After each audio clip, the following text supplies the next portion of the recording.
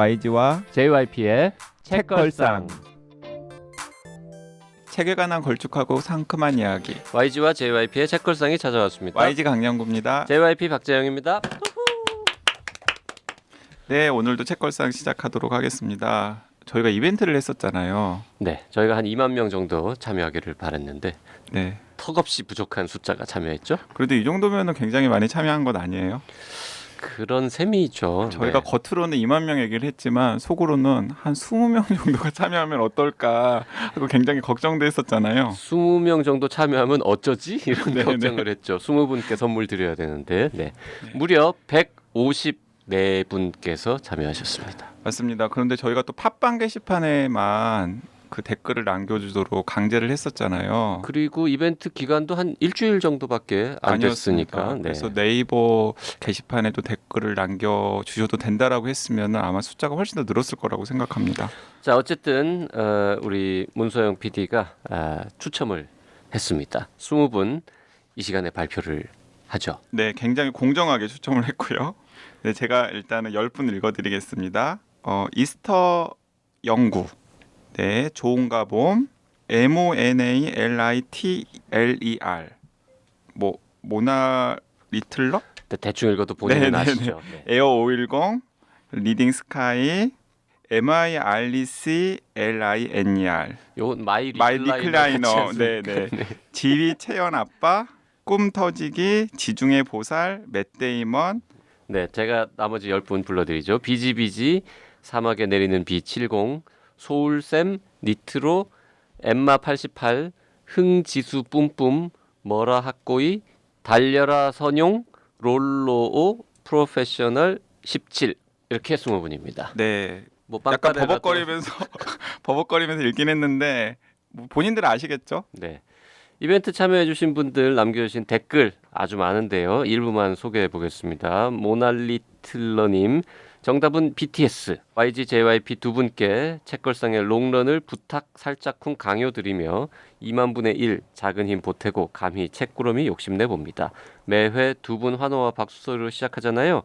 15개월 아들놈이 책걸상 인트로 음악만 나오면 어깨춤을 추다가 두 분 목소리 나오면 박수를 쳐요. 책걸상은 저와 한 살박이 일상의 큰 기쁨입니다. 네, 감사합니다. 네, 꿈터지기님께서도 4번입니다라고 정답을 맞춰주셨고요. 매주 월요일에 설레는 마음으로 잘 듣고 있어요. 이곳 산촌에는 서점이 없는데 늘 좋은 정보 주셔서 감사합니다. 그만둘까봐 조마조마했는데 팟빵으로 와서 너무 좋아요. 앞으로 계속적인 수고 부탁드려요. 건강 조심하세요. 네, 맷 데이먼님 4번 BTS 이호입니다. 네이버 오디오 클립으로 열심히 듣고 있었는데 팟빵도 구독해야 한다며 옆에서 아내의 관리 감독 하에 이렇게 열심히 이벤트까지 참여합니다. 팟빵에서 1위를 위해 열심히 듣고 홍보하겠습니다. 화이팅! 네, 감사합니다. 네, 소울쌤께서도 4번 BTS입니다라고 정답을 맞춰주셨고요. 딸아이가 무지 좋아라 하는 BTS. 저는 BTS. 책걸상도 BTS래요. 북 테이블 셋. 네, 왕팬. 네, 2019년 팟캐스트 브랜드 평판 1위 예감 힘내셔서 계속해 주세요. 네.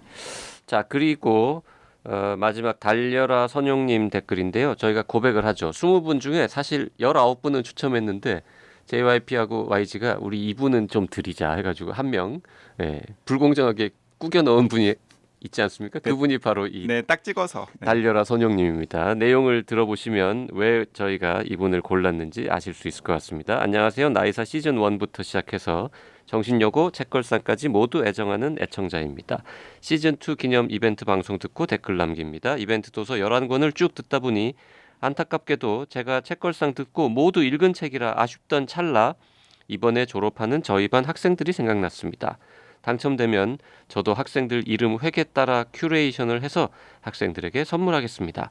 현재 저희 반 학생이 20명 초반인데 5명을 독서록 작성 횟수 상위 5명으로 정할 예정입니다. 좋은 방송 항상 감사드립니다. 참 정답은 4번 BTS입니다. 네. 드려야겠죠? 네, 드려야겠죠. 네. 학생들에게 또 책걸상 전파를 하신다니까 네. 저희가 딱 찍어가지고 달려라 손영님은 꼽았습니다. 자, 오래 기다리고 계신 오늘의 게스트를 소개하겠습니다. 송기원의 포스트 게놈 시대의 저자 송기원 교수님 어서 오십시오. 안녕하세요. 송기원입니다. 네, 반갑습니다. 네, 반갑습니다. 네, 오늘 다룰 책은 또다시 과학책을 가지고 왔습니다. 네, JYP가 뭐 특별히 원하진 않았지만 네. 네, JYP 읽히느라고 엄청 힘들었다는 거 애청자분들은 아마 짐작하실 거고요. 네, YG가 좋은 책이라고 강추해가지고 네, 재밌게 읽었습니다. 네, 맞습니다. 저희가 그 생명과학 이야기를 책 처방 때 한번 하기는 했었잖아요. 네네, 그때 등장했던 저자의 이름이죠, 사실. 맞죠. 제가 이제 생명과학에 막 입문하려고 하는 독자들이라면 읽어야 할 책을 몇 권 열거를 했는데 그 중에서 연세대학교 생화학과의 송기원 교수님께서 쓰신 생명이라고 하는 좋은 책이 있다. 그 책을 꼭 찾아서 읽어봐라라는 말씀을 하셨는데 그 생명이 말씀을 본인이 말씀을 하셨대. 자. 네, 그렇게 얘기를 했는데 송기원 교수님께서 제가 그때 방송 중에 얘기도 했었나요? 이제 그 송기원 교수님께서 이제 생명이라는 책은 생명과학 전반에 관련해서 기초적인 지식을 알려주는 책이라면 최근 생명과학의 최전선에서 진행되고 있는 내용을 담은 책이 조만간 나올 예정이니 그 책도 우리가 기다려 봅시다라고 이야기를 했는데 딱 그 책이 최근에 나왔습니다. 네, 저는 그때 YG한테 들을 때 그냥 남자분이려니라고 생각을 했었는데요. 송기원이라고 하면 보통 남자분을 많이 생각을 하죠. 소설가 송기원 선생님을 생각하시죠. 네네. 그래서 근데 이번에 책을 보면서 여자 교수님이셨구나라고 처음 알았습니다. 그 책 표지도 굉장히 예쁘잖아요. 책 표지 그게 예쁘죠? 저예요. 네. 믿거나 말거나 일단 닮은 건 인정인데요. 머리만. 아니요. 그 이미지도 약- 약간 닮았어요. 그러니까 이미지도 닮았는데 약간 실물보다 젊어 보인다 그림이. 네. 그게 좀 다르죠. 제가 학생 때 제 모습이라고 그렇게 말씀해 주셨어요. 네. 지금 연세대학교 생화학과 요즘도 이과 이름이 생화학과가 맞습니까? 네, 맞습니다. 네, 생화학과 교수님으로 계시고요. 뭐 생화학 공부 많이 하신 분입니다. 한국에서 또 미국에서 미국에서 네. 네. 뭐 박사 학위는 미국에서 받으셨네요. 네. 네. 그런데 몇 가지 좀 특이한 경력이 있습니다. 그 연세대학교 교수로 재직 중에 2003년부터 2004년까지 그 풀브라이트 장학금을 받아서 미국의 밴더필드 대학교 화학과 및 사이언스 커뮤니케이션 전공 방문 교수를 지냈고요. 그러니까 생화학이 원래 지금 생화학을 연구하시고 뭐 실험실도 꾸리고 계시는 걸로 알고 있는데 그것과 별개로 사이언스 커뮤니케이션 전공 방문 교수. 그러니까 사이언스 커뮤니케이션에도 좀 관심을 가지시고 계시고 그리고 연세대학교에서도 2014년부터 그 송도에 있는 언더우드 국제대학이라고 있잖아요. 거기에서 과학기술 및 정책 전공 겸직 교수를 역임하고 계시고 또 최근에는 대통령 소속 국가생명윤리심의위원회 5기 위원으로도 활동 중이시고 네. 그러니까 좀 뭐 딱 과학자로서의 활동 외에도 좀 다방면에 관심을 가지시는 게 아닌가 싶기도 합니다. 그 사이언스 커뮤니케이션 이런 거를 공부하셔가지고 이렇게 과학책을 잘 쓰시는 거군요. 아니요, 그러니까. 그런 건 아니고 그때 제가 전공이 아닌 사람들한테 과학을 어떻게 설명할 수 있을까 그런 관심이 좀 생겨서 그래서 그때 한국에는 이제 그런 전공이 없었고 그 대학에 그런 거기도 전공은 아니고 프로그램이 있어서 강의도 듣고 거기 교수들도 만나고 그래서 도움을 많이 받았어요. 아, 이렇게 하는구나. 일반인들한테는 이 재미없는 과학을 어떻게 좀 재미있게 설명하려고 이 사람들이 어떤 공부를 하는구나 그런 걸 좀 배울 수 있었습니다. 네. 그 책이랑 연관이 되는 이야기일 것 같아서 그냥 제가 질문을 네. 추가로 바로 드려보면요.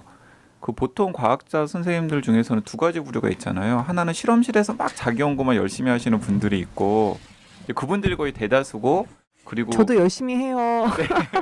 그러니까 물론 열심히 하는 건 디폴트고 그런데 이제 소수의 어떤 분들은 열심히 본인이 하고 있는 연구를 대중들 혹은 사회랑 커뮤니케이션 하는데 좀 더 신경을 쓰시는 분들이 있잖아요. 근데 선생님께서는 갑자기 그런 것에 관심을 가지시게 된 계기가 따로 있으셨어요? 아, 제가 한국에서 대학원 공부를 안 하고 학부만 나오고 연구라는 게 뭔지 정확하게 모르고 아마 유학을 갔던 것 같아요. 그러다가 이제 한국에 돌아와서 제 실험실을 갖고 연구를 하기 시작하면서 연구를 하려면 그러니까 한국에서 실험실을 운영한다는 게 어떤 건지 그때 이제 처음 이제 알게 된 거예요.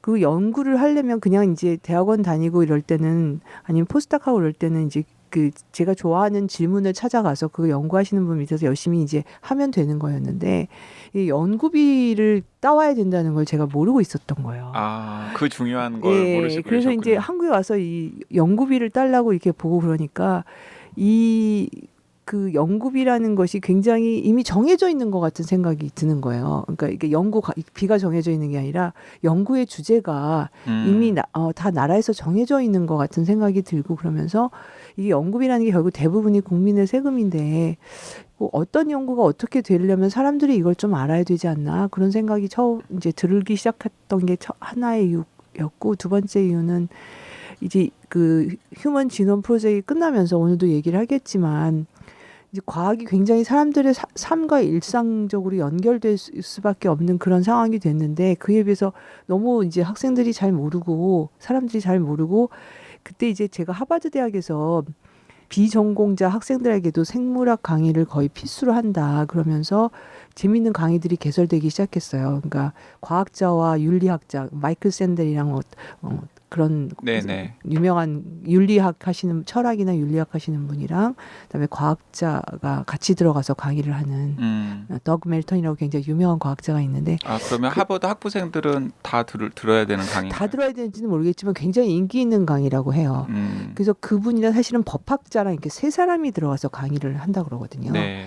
그래서 그런 강의가 막 생기기 시작하면서 뭔가 학생들한테 꼭 전공하는 사람이 아니더라도 생명과학 지식을 좀 가르쳐야 되는 거 아닌가 그런 생각이 들었었고 어떻게 하면 좀 효과적으로 가르칠 수 있을까 해서 그때 첫번 안식년이어서 그런 공부를 같이 겸해서 하게 되었습니다. 자, 오늘 이 방송을 들으시면 요즘 그 핫한 여러 가지 몇 개의 키워드들 뭐 예를 들면 크리스퍼, 합성 생물학 혹은 면역 뭐 항암제, 면역 세포 치료제, 네네. 뭐 줄기세포 치료 뭐 이런 등등 아니면 우리 저기 슈퍼돼지 옥자 영화도 있었지만 뭐 그런 얘기도 좀 나올 것 같고 굉장히 그 교양인이 되는데 필요한 몇 가지 중요한 단어들을 아실 수 있게 될 것 같은데요. 네, 그래서 그 생명과학과 관련된 책들이 굉장히 많잖아요.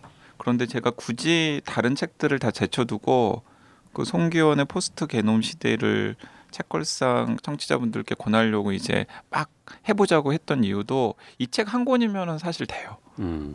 네, 뭐 이제 더 공부를 하시고 더 관심이 있으신 분들은 추가로 여러 책들을 읽어보시면 되지만은 일단은 이 책 딱 한 권만 읽으면은 지금 현대 생명과학의 최전선에서 어떤 일들이 일어나고 있고 그 일들이 우리의 삶에 어떤 영향을 줄 수 있겠구나라는 걸 대충 감이라도 잡을 수 있는 책이라서 제가 송기원 선생님을 모시고 오늘 이야기를 해보기로 했습니다. 네, 굉장히 그 쉽다면 쉽고 어렵다면 어려운 질문 하나 뜬금없이 드려보겠는데요.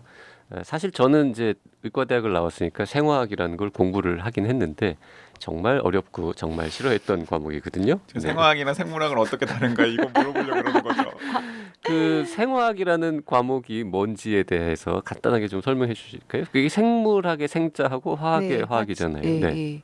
생화학은 그러니까 사실 우리가 생명 현상이라는 게 되게 신비롭다고 생각을 하지만 이제 근대에서 이 환원적인 접근을 해서 내려가 보면 이게 분자가 결국은 화학 반응을 통해서 생명 현상이 유지가 되는 거거든요.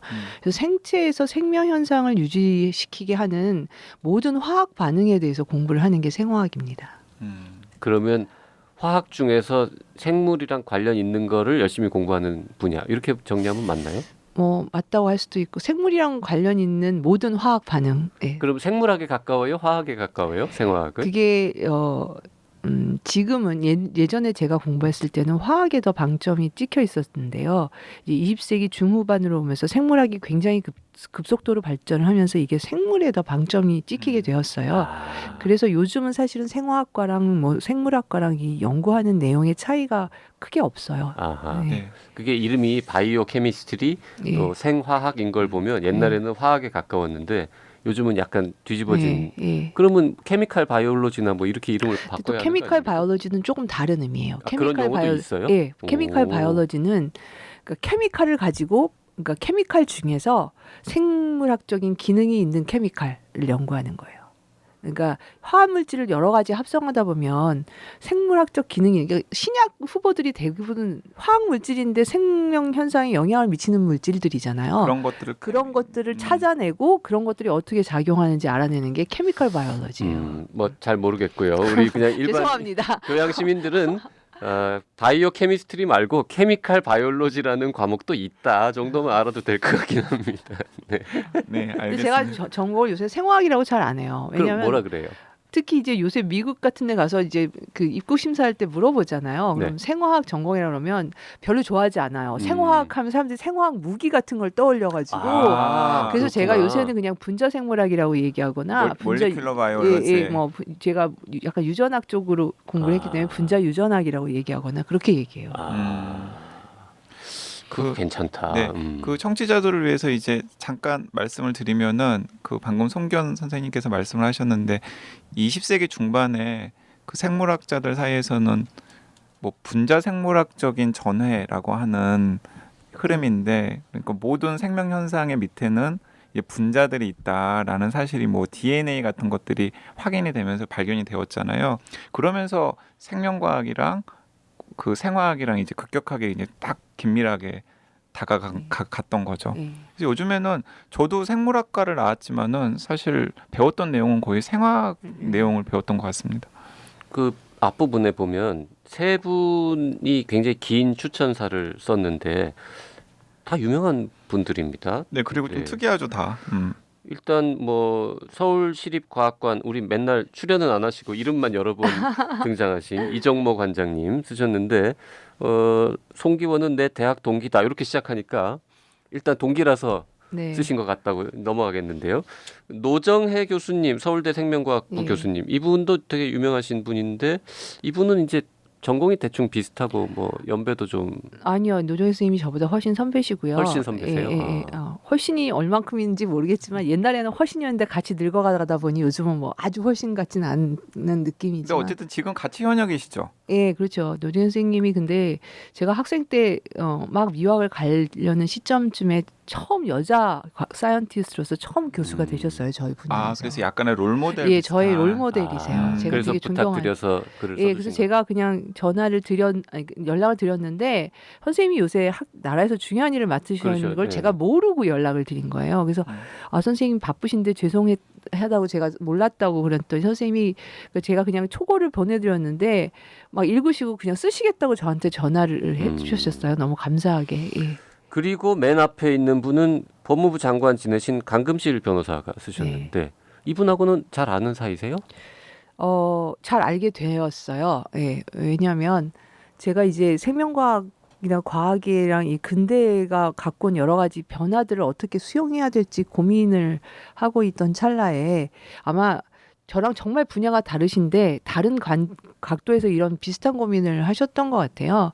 그래서 이제 공부 모임을 조그맣게 하셨었는데 거기 제가 처음에는 연사로 초대를 받아서 가서 강의를 하다가 강금실 변호사님이 어느 순간에 뭐 여성성 그리고 뭐 생명, 공동체, 뭐 연대 뭐 이런 주제들을 가지고 고민을 막 많이 하시기 시작했던 걸로 알고 있거든요. 포럼 지구와 사람 대표라는 직책을 갖고 네, 계신데 그러니까 이제 그 지구와 사람이란 단체가 이제 고민하고 있는 키워드들이 방금 말씀하신 그런 키워드들인데 이제 그런 키워드들을 고민하시다 보니까 현대 생명과학 판에서는 무슨 일이 일어나는지가 궁금했었나 보죠. 생명에 관심이 많으셨던 것 같아요.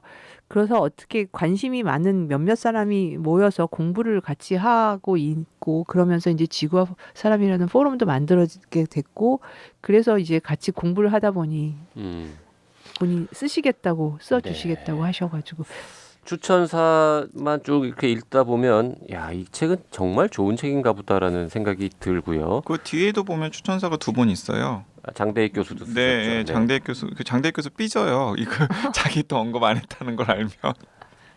뭐 네. 설마 듣겠어요? 네, 저희 어쨌든 근데 시즌 1 때 출연도 하셨던 다른 장대익 분은 교수님도 다른 세 분은 되게 막 한 반 페이지 이상 쓰셨고 장대익 교수는 딸랑 2줄 썼잖아요. 아니에요. 뒤에 보세요. 뒤에 보세요. 책을 제대로 안 뒷표지에도 읽으셨어. 있구나. 죄송합니다, 장 교수님. 네, 진짜 삐질 뻔했네요. 네. 저 뒤에는 안 봤어 사실 뒷표지는. 네, 그 시즌 1 때 저희 초창기에 출연하셨던 그 서울대학교의 장대익 교수님도 추천사를 쓰셨고 또 그 서울대학교 사범대학 부설고등학교에서 과학교사로 유명하신 한문정 선생님이라고 계시거든요. 그 한문정 선생님도 이 책은 꼭 읽어야 될 책이다라고 추천사를 써주셨습니다. 근데 실제로 아마 먼저 읽어보신 분들은 누가 야 요즘에 생명과학판에서 벌어지는 일에 대해서 좀 알려면 어떤 책 읽어야 돼 그러면 그냥 생각 없이 송교는 포스트 게놈 시대 읽으면 될 것 같은데라고 말씀을 하실 것 같아요. 자, 일단 제목 얘기부터 좀 해보죠. 우리 포스트 게놈 시대라고 제목을 붙이셨는데 그럼 일단 게놈 시대가 지나간 건가? 그럼 게놈 시대는 뭐였고 포스트 게놈 시대는 뭐지? 이거부터 일단 궁금해하실 것 같은데요. 제목의 의미는 뭡니까? 그러니까 사실 1990년에 인간이 갖고 있는 이제 정보 전체, 유전 정보 전체를 읽겠다는 그 인간 유전체 사업이라고 해야 되나요? 인간 게놈 프로젝트. 네, 게놈 프로젝트. 여기 제가 영어를 가능한 한 안 쓰려고 굉장히 노력하고 있는데. 게놈 프로젝트 정도는 쓰셔도 될 것 네, 같습니다. 네. 휴먼 지놈 프로젝트이거든요. 휴먼 지놈 프로젝트가 90년에 시작을 해서 2003년에 완벽하게 끝이 나요. 근데 이제 그때 그 휴먼 이제 인간이 이 유전체 정보를 알고 난 후에 그 후에 사실 어떤 변화가 가장 중요하게 있었냐면은 굉장히 빠른 속도로 인간의 것만 읽은 게 아니라 이제 이 유전체 정보를 읽는 가격이 엄청나게 떨어지게 돼요. 그러니까 유전체 휴먼 지놈 프로젝트는 30억 불짜리 프로젝트였어요. 그 당시. 3조 원. 네. 예. 근데 이제 그게 끝날 때쯤 돼갖고는 한 1,000만 불? 그런데 2007년 전후로 해서 급속하게 이 가격이 이제 떨어지게 돼서 2010년 이후에 최근에는 100만 원 정도면 읽을 수 있거든요. 네. 그런 식으로 이제 $1,000 게놈 시대라고 보통 얘기를 하는데 그러면서 엄청나게 많은 정보가 축적되기 시작했고 유전체에 관해서 다양한 생물체에서 그 유전체 정보를 쉽게 읽어내게 된 시대, 그 시대를 포스트 게놈 시대라고 일단 얘기를 할 수 있을 것 같아요. 그러면 휴먼 지놈 프로젝트가 완성된 이후를 포스트 예. 게놈 시대라고 네. 부르면은 대충 맞는 네. 겁니까? 네. 그리고 그런 것도 있었죠. 휴먼 게놈 프로젝트가 1990년대 시작할 때만 하더라도 이 휴먼 게놈 프로젝트가 끝나면은 뭔가 대단하게 우리가 생명 현상에 대해서는 거의 모든 걸 다 알 수 있을 것이다라는 낙관이 굉장히 많았었잖아요. 네. 근데 그게 아니다라는 게 밝혀진 것도 네, 중요한 그러니까 이유 아닐까 싶어요. 읽어냈는데 지금 우리의 상황은 어떤 상황이냐면 한글을 깨우치면 다 책을 읽을 수 있잖아요. 어려운 책도 다 한글로 쓰니까. 네. 소리는 낼 수 있죠. 예. 네. 근데 그 책을 글자를 안다 그러는 게 그 의미를 안다는 얘기는 아니잖아요. 그러니까 그 포스트 게놈 시대의 이제 중요한 이슈는 우리가 글자는 알아서 다 읽어놨는데 이게 무슨 의미인지를 모르는 상황인 거예요. 여전히. 이미 휴먼 지놈 프로젝트가 끝난 지 15년이 됐거든요. 아하. 근데도 그 의미를 정확하게 다는 모르고 있어요. 그러니까 그 의미를 알아가는 시대를 포스트 게놈 시대라고도 할 수 있을 것 같아요. 네. 그러면 포스트 게놈 시대의 어떤 뭐라 그럴까요? 가장 중요한 특징 혹은 뭐 포스트 게놈 시대를 어떤 상징할 수 있는 키워드 같은 것들을 몇 개만 꼽는다면 뭐가 있을까요? 이제 자세히 설명해 주시겠지만 포스트 게놈 시대의 가장 중요한 거는 개인 유전체 정보. 요새 DTC가 굉장히 한국에서 핫 이슈인데요. DTC는 뭐죠? 디렉트 투 커스터머 그러니까 그 원하는 사람이 이제는 의료기관을 통하지 않고 직접 자기 유전 정보를 회사에서 의뢰해가지고 싼 값에 이제 그 정보에 대한 거, 자기 유전체 정보를 얻는 거를 이제 DTC라고 보통 얘기를 하더라고요. 네, 그 책걸상 청취자분들 중에서는 들으신 분들도 있을 텐데 그 미국의 23andMe라고 하는 그런 회사들 있잖아요. 자기 침 같은 거 면봉에다 묻혀가지고 예, 보내면 유전체 검사 이렇게 다 해가지고 결과지를 보내주는 서비스. 네, 그런 서비스가 한국에서 이제 2년쯤 전에 허가가 된 걸로 알고 있는데, 근데 이제 그 항목이 너무 적었어요, 한국에서는. 그래서 그 항목을 확대시키는 거를 놓고 아마 요즘 논의가 한창인 걸로 알고 있거든요. 네, 개인 유전체 네, 정보. 예. 그러니까 요거는 개인의 유전체를 분석해가지고 그 정보를 뭐 읽는 거죠. 어떤 질병에 걸릴 위험이 높다거나 뭐 이런 얘기 해주는. 그런 거를 하는 네, 거죠. 예를 들면 뭐 유방암, 치매 네. 뭐 이런 것들. 자, 그리고요. 또 다른 키워드 뭐가 있을까요? 그래서 여기랑 연결돼서 그 맞춤 의료 뭐 그런 얘기도 많이 하죠. 의사 선생님이니까 잘 아시겠지만 개인의 유전 정보에 기반한 맞춤 의료 이런 것도 얘기하죠. 맞춤 의료, 정밀 의학, 예, 그 다 같은 말이죠. 개인 맞춤형 의료, 의학 예. 이렇게 다 비슷비슷한 말이죠. 그런 말이죠. 네. 그 다음에는 이제 합성 생물학이라는 얘기를 안 할 합성 수가 생물학, 없죠. 예. 유전체 편집 뭐 이런 얘기가 요즘 많이 얘기하는 키워드죠. 유전체 네. 편집이 크리스퍼라고 흔히 이야기되는 것이죠. 예, 근데 유전체 편집을 하는 도구가 크리스퍼인 네네. 거고 유전체 자체를 편집하려는 의도는 사실은 크리스퍼가 있기 이전에도 이제 있었지만 크리스퍼가 생긴 다음에 급격히 이제 폭발적으로 유전체를 편집할 수 있는 도구가 생겨가지고 그게 가능해진 거죠. 자, 그 본격적인 얘기하기에 앞서서 몇 가지 더 기초적인 질문을 조금 드리겠는데요. 지금 이제 지놈 혹은 게놈이라고 발음하고 있지만 그걸 우리말로는 유전체라고 예, 하잖아요. 옛날에는 유전자라는 얘기를 많이 했습니다. 쥐인. 네, 이 유전체하고 유전자하고의 차이부터 좀. 네. 한 개체가 가지고 있는 유전 정보 전체를 유전체라고 얘기를 하는 게놈이라고 하는 거죠, 그게. 유전 정보 전체. 그런데 그 중에서 거기에 모든 정보가 있는데 사실 인간 그 게놈 프로젝트를 진행한 다음에 가장 놀랐던 거는 그 중에 그 유전자에 해당하는 부분이 1% 정도밖에 안 된다는 거였어요. 그러니까 유전자가 사람이 그렇게 복잡한 거에 비해서 유전자 개수가 별로 많지가 않은 거예요. 인간 유전자가 한 2만 3천 개에서 2만 5천 개를 예측하는데 지렁이도 한 18,000에서 2만 개거든요. 그러면 좀 기분이 나쁘신 분도 계실 것 같아요. 지렁이보다 우리가 별로 많지 않은 거 아니야? 이런 식으로. 근데 유전자라는 건 단백질에 대한 정보를 가지고 있는 부분만 유전체 전체에서 그 부분만 유전자라고 얘기를 해요. 그 DNA는 뭡니까 그러면? DNA는 유전체가 그러면 누가 정보를 갖고 있는 그 물질 이름이 DNA인 거죠. 유전체를 구성하고 있는 물질이 DNA인 거죠. 그 DNA라는 게 이중 나선 구조로 예, 되어 맞아요. 있고 예, 화장품 선전에도 요새 왜 맨날 많이 나오는 꼬여 있는 그거 예, 예. 그리고 그 AG, ATGC, CT 뭐 예, 이런 예, 것들 예. 네 가지 물질이 예, 이렇게 맞아요. 막 예, 붙어가지고 서로 쌍을 이루면서 예. 그래갖고는 이렇게 풀렸다가 예, 또뭐 짝이 이미 정해져 있어서 예. 한쪽만 하면 A는 T랑 짝하고 G는 C랑 짝해서 한쪽만 하면 사실 DNA가 발견된 순간부터 분자 유전학 뭐 분자 생물학이 가능해진 건데 그때 사실은 왜 우리가 DNA를 눈으로 볼 수 있는 사람은 없잖아요. 근데 DNA가 이중 나선이라고 이제 얘기를 했을 때 얘가 이중 나선이라고 왜 이걸 받아들일 수가 있었냐면은 그래서 곧바로 노벨상을 받거든요. 이 사람들이 그 이유가 그렇죠. 뭐냐면 네. 그 유전 정보가 갖고 있어야 되는 성질이 있잖아요. 세 가지가 있어요. 하나는 정보를 가지고 있어야 되죠. 두 번째는 진화하면서 변이가 계속 생기는 걸 설명할 수가 있어야 되잖아요.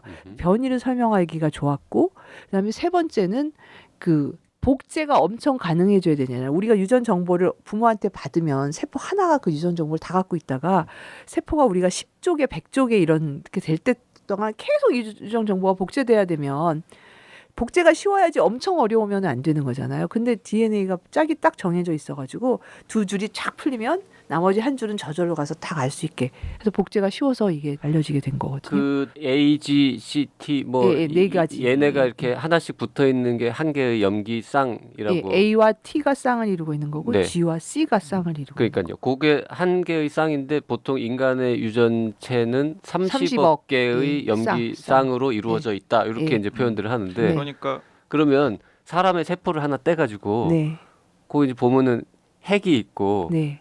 그 안에 염색체라는 게 핵 있죠. 안에 염색체가 있고 예, 염색체가 사람 같은 경우는 46개가 있잖아요. 엄마한테서 온 23개, 아빠한테서 온 23개, 23쌍이죠. 네. 그거를 어떻게 생각하시면 되냐면은 그게 털실 뭉치라고 생각을 하시면 돼요. 그래서 털실을 우리가 이렇게 뭉쳐서 이렇게 왜냐하면 한꺼번에 갖고 다니기가 힘드니까 털실을 이렇게 뭉쳐 놓잖아요. 그런 것처럼 유전체 정보 전체가 전부 다 하나로 하면 너무 길으니까 그거를 임의로 46개로 나눠 놓은 거죠. 털실 뭉치고 있고 이 털실을 풀면 DNA 이중나선 구조예요. 계속해서 한 줄이에요. 그 46개의 염색체를 예. 다 하나하나 이렇게 염기쌍 개수를 예. 세서 합치면은 30억이라는 예, 뜻이 맞습니다. 됩니까? 예, 예, 네. 예.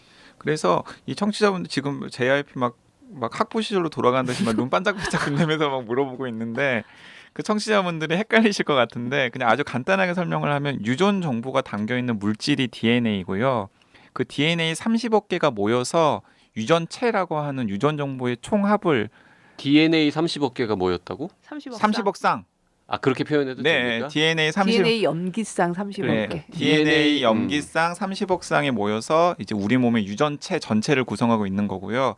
근데 그 유전체를 구성하고 있는 DNA 염기쌍 중에서 단백질을 만들어내는 게 1%밖에 안 돼요. 1% 이게 유전자에 해당하는데 해당합니다. 그게 한 2만 3천 개에서 2만 5천 개인데 그게 뭐 초파리나 지렁이 등등과 비교를 해도 별로 차이가 없어서 개수가. 그럼 네. 나머지 그 99%는 예. 이름도 없어요? 이름이 없는 게 아니라 그 99%가 근데 우리가 유전체는 지렁이보다 훨씬 크거든요. 그러니까 그 뒤에 나머지 정보가 쓸 데가 없는 게 아니라는 거죠. 근데 처음에는 우리가 유전 정보를 전체 유전체를 읽어냈을 때 이게 무슨 기능을 하는지 잘 몰랐어요. 그래서 쓰레기라고 예, 했었잖아요. 근데 그거는 정말 생명체를 모르는 사람이 정크라고 그랬었거든요. 근데 그게 아닌 게 생명체는 굉장히 정교한 시스템이고 가장 효율적인 시스템이기 때문에 필요 없는 거를 이렇게 가지고 계속 복제시키진 않거든요. 그래서 알고 보니 그 중에 지금 생각하기로는 80%는 스위치라고 생각을 하는 거예요. 유전자에 대한 스위치. 그러니까 인간 같은 경우는 유전자의 개수는 얼마 안 많은데 스위치가 굉장히 복잡하고 굉장히 조절이 아주 정교하게 되어 있는 유전자의 발현 조절이 정교하게 되어 있는 그런 시스템인 거죠. 그러니까 예를 들어서 이런 거죠.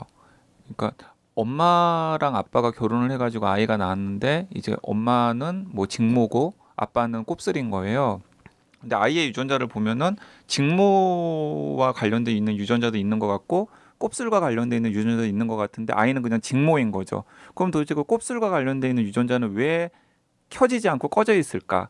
그거에 관여하는 게 어쩌면은 그 이제 스위치 역할을 하는 80% 아닐까라고 생각을 하는 거죠. 그러니까 뭐 우리가 굉장히 그 보통 방에는 스위치가 한두 개밖에 없지만 뭐 무대 같은 데는 굉장히 정교한 조명 시설들이 있잖아요. 그렇죠. 그 주인공만 비칠 수도 있고 뭐 옆에만 비칠 수도 있고 그런 식의 아주 정교한 스위치들이 여러 개 부착되어 있는 거라고 생각을 하시면 되죠. 근데 거죠. 조명기보다 네. 스위치가 더 훨씬 크고 복잡한 거는 언뜻 이해가 잘 안 되잖아요. 이렇게 이해할 수도 있을까요? 그게 단순히 조명기가 아니라 우리 뭐라 그럴까요? 그 3D 프린터 이런 것처럼 뭔가를 만들어낼 수 있는 네, 공장 만들어내는 거죠. 설비이기 때문에 걔네들한테 어떤 프로그램을 뭐 어떤 재료 어떤 뭐 그 네. 작동 방식을 명령하느냐에 따라서 얘가 수많은 물건을 맞아요. 만들어낼 수 예, 있기 예. 때문에 스위치 쪽이 훨씬 아니면 크다. 언제 만들어내느냐, 얼마나 그만큼 만들어내느냐, 뭐 어떤 식으로 맞아요. 만들어내느냐. 그러니까 유전자를 만들어내는 단백질을 만들어내는 그 유전자는 맞는 키트고 그 맞는 키트에 어떤 기능을 부여할지 역할을 하는 게 그 조정 스위치들인 굉장히 거죠. 정교한 스위치들이 저- 있는 거죠. JYP 괜찮은 비유였어요. 네네. 그 공장인 거지 그러니까 유전자라는 부분은. 그렇죠. 예. 유전자는 프로덕트를 만드는 단백질을 그 프로덕트가 단백질이고 단백질을 만드는 부분이고 그러니까 스위치를 딱 올리면 불이 켜지고 꺼지고 하는 단순한 전구가 아니라 예, 엄청 뭔가 복잡한. 많은 일을 할 수 있는 예. 것이기 때문에 스위치가 많아야 된다. 그래서 사실은 생명 현상을 파악하는 게 더 어려운 일인 거죠. 네. 그래서 왜냐하면 유전자 하나가 무슨 일을 할지를 모르니까. 무슨 일을 하는 거는 그거 그 시퀀스를 보고 우리가 알아낼 수가 있지만 얘가 도대체 어떻게 왜 언제 이렇게 작동을 하는 건지를 알아야지 되는 거고 얘가 어떻게 우리가 털실이라고 제가 비유를 했잖아요. 그러니까 많은 사실 길이로 풀면 이게 한 2m 정도 되거든요. 2m가 세포 눈에 보이지도 않는데 들어가 있으니까 엄청 타이트하게 감겨 있는데 그거 딱 풀면 2m나 된다고요? 예, 2m나 이야. 돼요. 야, 그럼 저희 세포 하나하나에 그런 거 2m짜리 2m 실뭉 다- CC가 다 들어있는 들어있는 거예요? 거예요. 모든 세포에 네. 네. 그러니까 얘가 얼마나 타이트하게 열려 해야지 얘가 발현이 될까? 아니면 얼마나 타이트하게 닫히면 전혀 발현이 되지 못할까? 이런 것도 다 궁금한 사실인 거예요. 그 예를 들어서 어느 극장 무대 뒤편을 갔는데 거기 조명기 스위치가 한 100개가 있어요. 예. 그러면 이제 설명서가 없으면 이것저것 다 이거 올려보고 저거 올려보고 해서 근데 콤비네이션도 있잖아요. 그러니까요. 또. 그 두 개 켜보고 뭐 이런 걸 해야 예, 되는데 그러면 그 유전체의 그 많은 스위치 부분들을 연구자들은 이것도 켜보고 저것도 켜보고 하면서 지금 이 기능이 뭔지를 막 알아보는 중인가요? 그러면? 그렇죠. 그리고 이 부분들이 어떻게 작동을 스위치라는 게 또 어떻게 작동을 하는 걸까? 언제 어떻게 어느 부분만 켜지는 걸까? 그다음에 혹시 후성 스위치를 키는 스위치가 따로 있을 수도 있겠군요. 그러면. 그렇죠. 네. 그리고 요새 혹시 후성 유전학이라는 얘기 혹시 들어보신 적이 저희가 방송에서 잠깐 언급을 했어요. 네. 에피제네틱스라고 네, 하는. 저희는 들어봤습니다만 네. 네. 하여튼 이걸 털실 뭉치를 너무 심하게 꼬면 그 부분을 열 수가 없을 거 아니에요. 그러면 발현시키고 싶어도 발현시킬 수가 없죠. 유전자가 거기에 있어도. 네, 네. 그런 것까지 다 조절 스위치인 거예요. 그러니까 얘를 얼마나 타이트하게 닫고 열고 털실 뭉치를 얼마나 쫌쫌하게 뭉칠 거냐, 흐슨하게 느슨하게 할 거냐, 뭐 어느 부분은 꽉 뭉치고 어느 부분은 느슨할 거냐 이런 것들을 우리가 사실 모르거든요. 그래서 그런 거를 사실 알고 싶어서 학자들이 이거를 합성을 해서 우리가 얘가 어떻게 하면 작동하는지를 보면 생명체의 유전체가 어떻게 작동하는지 알 수 있지 않을까 해서 사실은 여러 가지 시도를 하는 게 합성생물 그 중에 하나가 합성생물학인 거죠. 자, 근데 진짜 이 방송을 들으시는 청취자분들은 오늘 이 개념만 가져가도 굉장히 좋을 것 같아요. 그러니까 유전체, DNA 유전자 유전체의 관계, 그리고 우리 몸의 세포 하나하나마다 풀어보면 2m 정도 되는 유전 정보가 담긴 실뭉치가 들어있다라는 사실만 머릿속에 담고 있어도 괜찮을 것 같은데요. 인체의 신비인데요. 생명의 신비. 신비죠. 네. 네, 생명의 신비. 예. 사실은 그 줄을 다 합치면 우리가 100조 개 정도 세포가 있다고 그러잖아요. 그럼 2 곱하기 100조 미터잖아요. 네. 그러면 지구와 태양을 몇 번씩 왔다 갔다 할 수 있는 거리가 우리 돼요. 몸속에 지구와 태양을 몇 번씩 아니 왔다 갔다 DNA를 다 연결한다면 우리 몸에 세포가 2조 개가 있다고요? 아니요. 10조에서 10조에서 100조 개라고 그래요. 10조에서 100조 개가 있는데 그 세포마다 2m가 있으니까 200조 미터가 있는 거잖아요. 야, 야, 그러면 야, 100조 개의 세포가 있는데 2m가 있으면은 200조 미터. 예. 이거는 뭐 태양하고 지구 사이 거리보다도 차원이 다른 것 같은데요? 예, 그러니까 지구와 태양을 몇 번씩 왔다 갔다 할 수 있는 그런 길이라니까요. 몇 번이 아니라 무지하게 훨씬 더 많을 것 같아요. 계산해 보세요. 제가 옛날에 계산해봤는데 잊어버렸어요. 야, 이게 진짜 생명의 신비죠, 이게. 그렇게 세포는 복잡하게 되어 있는데 인간은 왜 이렇게 단순한 걸까요? 인간도 복잡해야 되는 거 아닌가요? 전 되게 단순한 것 같은데 배고프면 아니 이게 기분 우리가 나빠지고. 단순했는데도 이게 생명이 유지되는 게 얼마나 복잡하니까 저절로 유지가 되는 조절 거잖아요. 유지가 되는 네, 거죠. 자, 저희가 지금 굉장히 어려운 이야기일 수도 있는 거를 나름 쉽게 설명해 드리려고 애쓰고 있는데요. 그리고 제가 보기에는 한 30분 정도의 굉장히 중요한 정보들이 많이 이제 일단 전송이 됐어요. 이제 뭐 수신하는 입장에서 어떻게 수신할지는 그건 저희가 알 바 아니고요. 네. 참 이렇게 방송 진행자로서 이렇게 무책임한 얘기를 하십니까? 어떻게 하면 더 잘 전달할 수 있을까를 고민해야지. 네, 물론 잘 전달이 됐을 거라는 자신감을 가지고 이렇게 이야기를 하는 거죠.